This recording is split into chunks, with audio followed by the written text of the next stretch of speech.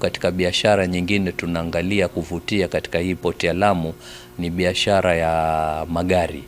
Meli za magari ambazo zinaitwa Ro-Ro car carriers zaweza kuja kuteremsha yale magari hapa Lamu, alafu yale magari yatakuwa yana madereva.